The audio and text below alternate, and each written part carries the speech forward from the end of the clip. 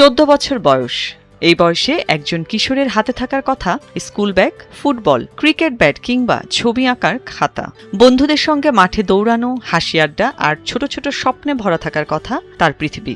কিন্তু সেই হাতেই যদি ধরা পড়ে একটি পিস্তল, তখন প্রশ্নটা শুধু একটি শিশুকে ঘিরে থাকে না, প্রশ্ন উঠে পুরো সমাজকে ঘিরে। এমন একটি ঘটনা সামাজিক মাধ্যমে ছড়িয়ে পড়তেই অনেকেই স্তব্ধ হয়ে গেছেন।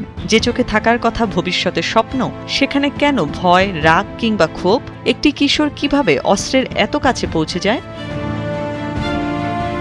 থাইল্যান্ডের রাজধানী ব্যাংককের একটি মাধ্যমিক বিদ্যালয়ে 14 বছর বয়সী কিশোর শিক্ষার্থীর এলোপাথারি গুলিতে শিক্ষক ও শিক্ষার্থী সহ 7 জন নিহত হয়েছেন।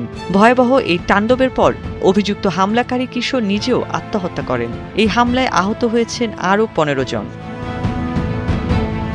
দেশটির নন্তাবুরি প্রদেশের ব্যাংক্রুয়াং জেলায় অবস্থিত দেবসিরির নন্তাবুরি স্কুলে এই রক্তক্ষয়ী ঘটনাটি ঘটে।